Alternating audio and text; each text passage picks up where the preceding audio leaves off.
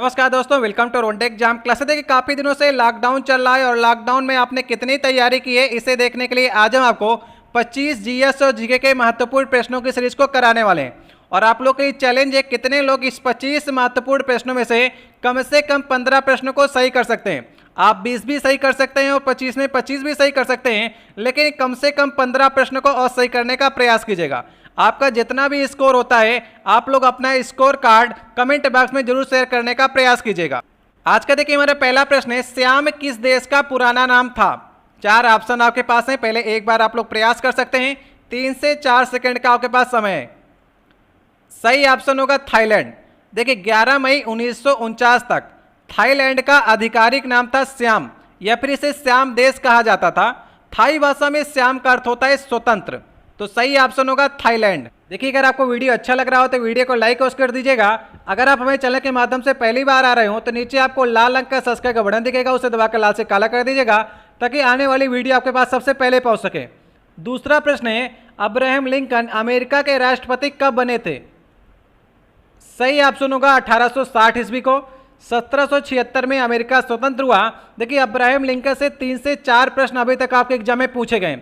सबसे पहला प्रश्न, राष्ट्रपति कब बने थे? तो 1860 ईस्वी को बने थे। दास प्रथा का उन्मूलन अब्राहम लिंकन द्वारा अमेरिका में कब किया गया? तो 1863 में किया गया। देखिए 1861 से अमेरिका में गृह युद्ध स्टार्ट हो गया उत्तरी राज्यों और दक्षिणी राज्यों के मध्य में। उत्तरी राज्य चाहते थे कि दास प्रथा खत्म हो, लेकिन दक्षिणी राज्य नहीं चाहते थे कि दास प्रथा समाप्त हो। इसी के चक्कर में 4 मार्च 1865 को अब्राहम लिंकन की हत्या कर दी गई। किसके द्वारा? जॉन विक्लीज बूथ के द्वारा 1865 में अब्राहम लिंकन की हत्या कर दी गई। इसी के साथ 22 मई 1865 में अमेरिका का गृह युद्ध भी समाप्त हो गया। तो ठीक है, ये 3 से 4 प्रश्न थे। एक प्रश्न और आपके एग्जाम में पूछा गया है। एक कथन अब्राहम लिंकन का काफी फेमस है, प्रजातंत्र जनता का, जनता के द्वारा जनता का शासन है। ये किसका कथन है? अब्राहम लिंकन का कथन है। प्रजातंत्र जनता का, जनता के द्वारा जनता का शासन है। इसे भी आप लोग याद कर लीजिएगा। देखिए तीसरा नंबर प्रश्न है, तीसरी बौद्ध सभा किसके शासन काल में हुई? देखिए लगभग 4 आपकी बौद्ध सभाएं हुई हैं और मैं चारों को आपको क्रम से बताने का प्रयास कर रहा हूं। पहली बौद्ध सभा हुई थी 483 ईसा पूर्व में। किसके शासन काल में? आजाद शत्रु के शासन काल में, हर्यक वंश का था। इसमें एक मेन काम हुआ कि बुद्ध के उपदेशों को 2 पिटकों में लिखा गया, एक विनय पिटक और एक सुक्त पिटक। ये पहली बौद्ध संगत में बनाए गए। इसके बाद दूसरी किसके शासन काल में हुई थी? कालाशोक 383 ईसा पूर्व में हुई और ये शिशुनाग वंश का था। इसमें जो बौद्ध थे वो 2 भागों में बढ़ गए, पहला स्थाविर और दूसरा महासंघिक। इन 2 भागों में बौद्धों का बंटवारा हो गया। तीसरी किसके शासन काल में हुई जो आपसे पूछने का प्रयास कर रहा है? ये पाटलिपुत्र में हुई थी, मौर्य काल में हुई थी और अशोक ने इसको कराया था। तो सही ऑप्शन होगा अशोक। 251 ईसा पूर्व में हुई थी, याद रखिएगा। और इसमें तीसरा पिटक जो था अभिधम्म पिटक, वो जोड़ दिया गया। तो पहला 2 पिटक जुड़े थे पहले वाली में, विनय पिटक, सुक्त पिटक, और तीसरा वाला जो जोड़ा गया वो तीसरी बौद्ध संगति जो अशोक के शासन काल में हुई उसमें अभिधम्म पिटक जोड़ा गया। अब देखिए चौथी कब हुई? चौथी हुई कुंडलवंड कश्मीर में चौथी हुई। कनिष्क के शासन काल में हुई, कुषाण वंश का था ये। उसमें क्या हुआ कि 2 भागों में और बढ़ गया, एक हीनयान शाखा बढ़ गई, एक महायान। बौद्ध धर्म 2 भागों में बढ़ गया, हीनयान और महायान। किसी किसी किताब में आपको 5वीं बौद्ध सभा भी लिखी मिलेगी जिसमें नाम आता है हर्षवर्धन का। इसमें हीनयान और महायान की जो शाखा थी, इसमें महायान शाखा को ज़्यादा उच्च दर्जा प्रदान किया गया। तो ठीक है, सही ऑप्शन होगा अशोक। देखिए चौथा प्रश्न है, मिर्जा गालिब का मूल नाम क्या था? मिर्जा गालिब की आप लोग शायरियाँ सुनते होंगे, कभी कभी लिखने का भी प्रयास करते होंगे। तो उनका जो मूल नाम था असद उल्ला बेग खां। ये उनका मूल नाम था। वैसे उन्हें मिर्जा गालिब के नाम से ज़्यादा आप लोग जानते होंगे। देखिए 5वां प्रश्न है, विश्व टीबी दिवस कब मनाया जाता है? विश्व टीबी दिवस मनाया जाता है 24 मार्च को। देखिए रॉबर्ट कोच ने 24 मार्च 1882 को टीबी के जीवाणु की खोज की थी। इसी के लिए 24 मार्च को ही विश्व टीबी दिवस मनाया जाता है। ठीक है, याद रहेगा आप लोग को। देखिए 6वां प्रश्न है, प्रसिद्ध मामा भांजा मंदिर कहाँ पर स्थित है? एक क्वेश्चन आपके एग्जाम में बार बार पूछा जाता है कि आपको मालूम है प्रसिद्ध मामा भांजा मंदिर कहाँ पर है? तो ये छत्तीसगढ़ में है। याद रखिएगा, ये मामा भांजा जो थे वो दो शिल्पकार थे जिन्होंने एक ही दिन में एक मंदिर का निर्माण करा दिया था। उसका नाम इन्हीं के नाम पर पड़ गया है, मामा भांजा मंदिर। ये मंदिर शिव जी को समर्पित है और छत्तीसगढ़ में बना है, बारसूल में है। ठीक है, कभी आपको जाने का मौका मिले तो जाकर के देखेगा, काफ़ी जर्जर अवस्था इसकी हो चुकी है। छत्तीसगढ़ में है मामा भांजा मंदिर, शिव जी को समर्पित है। देखिए 7वां प्रश्न है, गनमटल किन धातुओं का संगठन है, या फिर गनमटल किस धातुओं का मिश्र धातु है? चारों ऑप्शनों को ध्यान से देखिए, थोड़ा सा कंफ्यूजन हो सकता है आप लोग के लिए। गन मेटल जो होता है, इससे जो बंदूकें होती हैं वो बनाई जाती हैं, मशीन के कुछ पुर्जे बनाए जाते हैं। सही ऑप्शन होगा दूसरा, कापर, जिंक और टिन, इन तीनों का मिश्र धातु होती है गन मेटल। 88% इसमें कापर होता है, जिंक होती है 2% और टिन जो होती है वो 10% के करीब होती है। कापर, जिंक और टिन, इसे आप लोग याद कर लीजिएगा। देखिए 8वां नंबर प्रश्न है, पुलकेशिन द्वितीय ने हर्षवर्धन को किस नदी के किनारे हराया था? इंपॉर्टेंट क्वेश्चन है। पुलकेशिन द्वितीय ने हर्षवर्धन को हराया था और नदी का नाम है नर्मदा नदी। ठीक है, याद रखेंगे आप लोग। वतापी या फिर जिसे कहते हैं बदामी, चालुक्य वंश का शासक था पुलकेशिन द्वितीय। इसने महानतम सम्राट जो थे हर्षवर्धन, उसे नर्मदा नदी के तट पर हराया था। और इसने कौन सी उपाधि धारण की हराने के बाद? परमेश्वरम की उपाधि धारण की, और दक्षिणा पथेश्वर की उपाधि भी पुलकेशिन द्वितीय ने हर्षवर्धन को हराने के बाद धारण की थी। और एक एग्जाम में क्वेश्चन और आता है कि पुलकेशिन द्वितीय को किसने हराया था? हर्षवर्धन को तो पुलकेशिन द्वितीय ने हरा दिया, लेकिन पुलकेशिन द्वितीय को पल्लव वंश के शासक नरसिंह वर्मन प्रथम ने 642 ईस्वी को हराया था। और तब जाकर के नरसिंह वर्मन प्रथम ने जब हरा दिया पुलकेशिन द्वितीय को, तब वतापी कोडी नामक जो उपाधि होती है उसको धारण की थी किसने?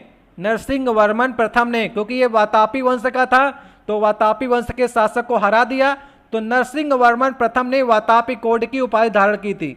देखिए 9वां क्वेश्चन है, बद्रीनाथ किस नदी के किनारे है? बद्रीनाथ कहाँ पर पड़ता है? उत्तराखंड में है।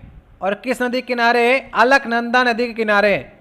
चलिए कमेंट बॉक्स में आप लोग ये प्रयास करिएगा बताने का कि केदारनाथ किस नदी के किनारे है।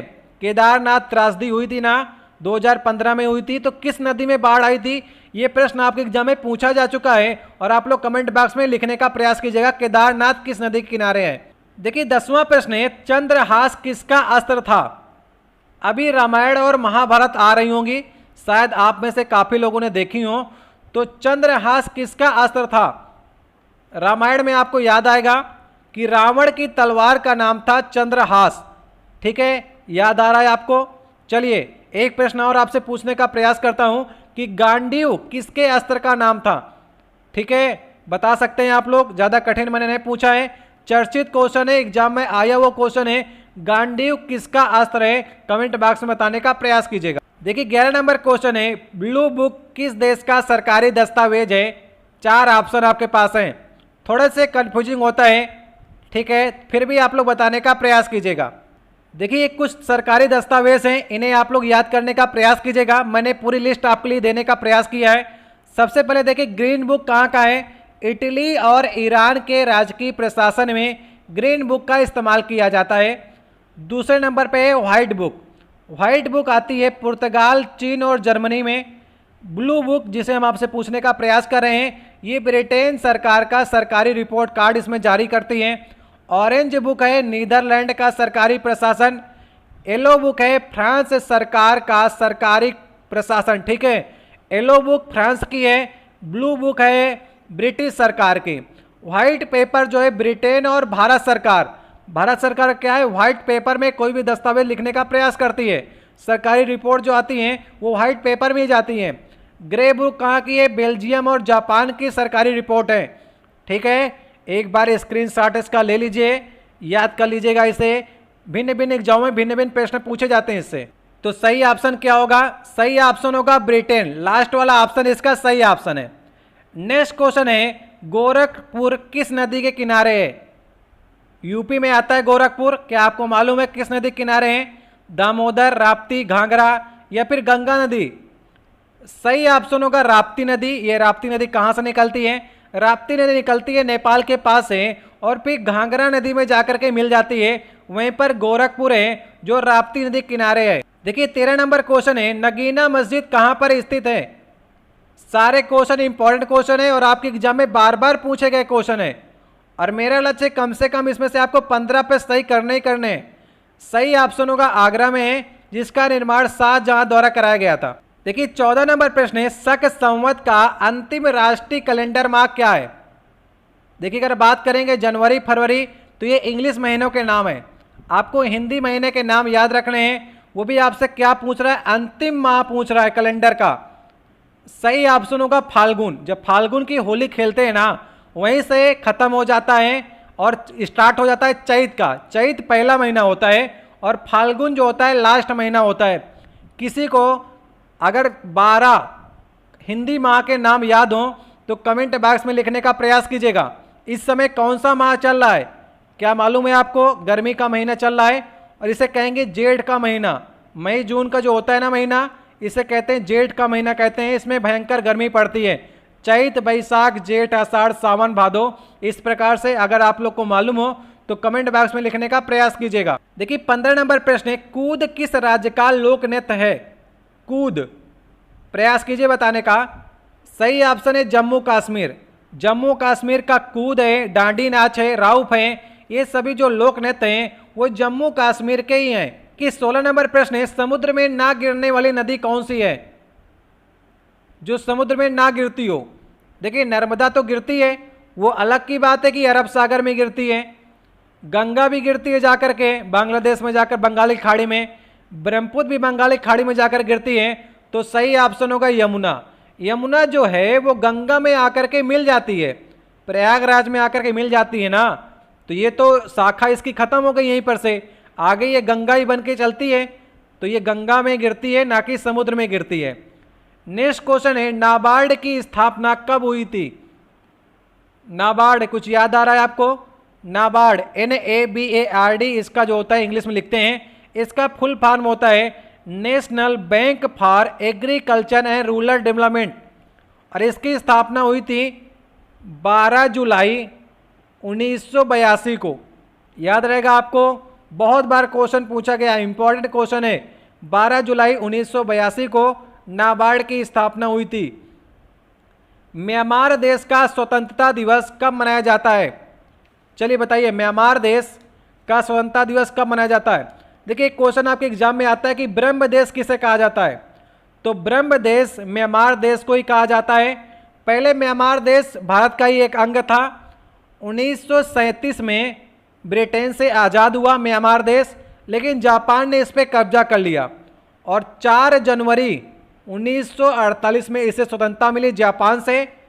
पहले ये भारत का अंग था और फिर 1937 के बाद ये जापान के अंडर आ गया। फिर एक अलग देश बन गया जो पहले वर्मा के नाम से जाना जाता था, इसके पहले ब्रह्म देश के नाम से जाना जाता था। तो ठीक है, याद रहेगा आप लोग को। सही ऑप्शन है दूसरा वाला। देखिए 19 नंबर क्वेश्चन है, भारत रत्न पाने वाले पहले संगीतकार कौन से थे? इन 4 ही ऑप्शन में से आपको बताना है। तो सही ऑप्शन होगा पंडित रविशंकर। पंडित रविशंकर को 1999 में भारत रत्न प्राप्त हुआ था। इसके पहले 1997 में कर्नाटक की MS सुब्बुलक्ष्मी को भारत रत्न प्राप्त किया जा चुका था। लेकिन आप इन 4 ऑप्शनों में से बताने का प्रयास कीजिएगा तो पंडित रविशंकर इसका सही ऑप्शन होगा। 2001 में जाकर के लता मंगेशकर को भी मिला हुआ है। 1954 से भारत रत्न मिलना स्टार्ट हुआ था। सबसे पहले आदमी कौन से थे? सर्वपल्ली राधाकृष्णन को भारत रत्न मिला है। याद रहेगा, अभी 2019 में 3 लोगों को मिला है भारत रत्न और इन 3 लोगों का नाम आपको याद रखना है, भूपेंद्र हजारिया, प्रणब मुखर्जी और नानाजी देशमुख। इन तीनों आदमी को भारत रत्न मिला हुआ है। देखिए 20 नंबर क्वेश्चन है, मेरा संघर्ष पुस्तक के लेखक कौन है? सही ऑप्शन होगा हिटलर। ये हिटलर की पुस्तक है मेरा संघर्ष, याद रखिएगा आप लोग। नेक्स्ट क्वेश्चन है, न्यूयॉर्क किस नदी के किनारे है? बताइए न्यूयॉर्क किस नदी के किनारे है? अमेरिका में पड़ता है न्यूयॉर्क और वो है हडसन नदी किनारे, सही ऑप्शन है सी वाला। पोटोमैक नदी किनारे कौन सा है? वाशिंगटन डीसी जो राजधानी है अमेरिका की, वो पोटोमैक नदी किनारे है। लेकिन न्यूयॉर्क हडसन नदी किनारे है।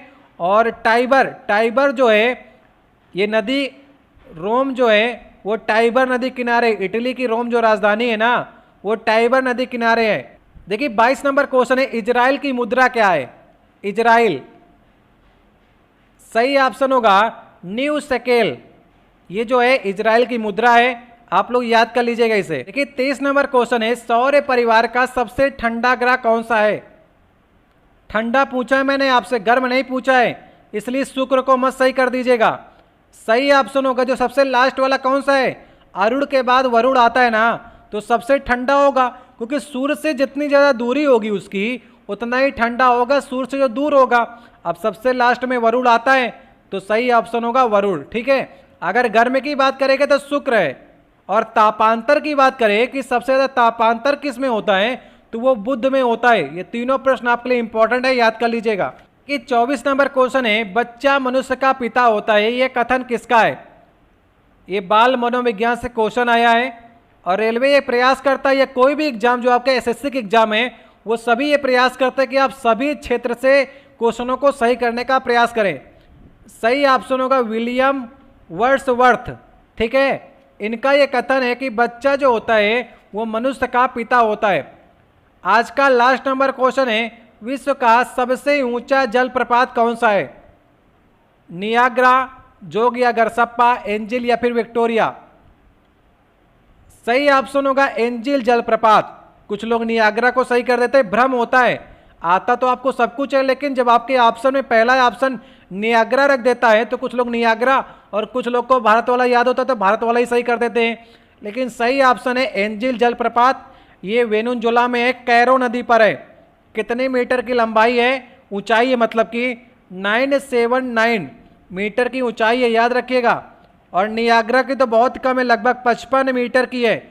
इससे तो ऊंचा हमारा जोग या गरसप्पा है, जो कर्नाटक में है, सारावती नदी पर 255 मीटर पे है ऊंचाई पर। ठीक है, तो ये हमारे 25 महत्वपूर्ण जीएस और जीके के प्रश्न थे। आशा करते हैं कम से कम आप सभी लोग इन 25 प्रश्नों में से कम 15 प्रश्न तो सही किए होंगे। लेवल बढ़िया था, इतने सरल प्रश्न नहीं थे कि आप ज़्यादा प्रश्न सही कर सकें, लेकिन फिर भी आप लोग कमेंट बॉक्स में बताइएगा कि आप लोगों ने पूरी ईमानदारी के साथ इन 25 महत्वपूर्ण प्रश्नों में से कितने प्रश्न के सही जवाब दिए हैं। ठीक है, बता सकते हैं आप लोग 15 से ज़्यादा किए हों, 15 से कम किए हों, या 25 में 25 भी सही किए हों, तो आप लोग कमेंट बॉक्स में बता सकते हैं।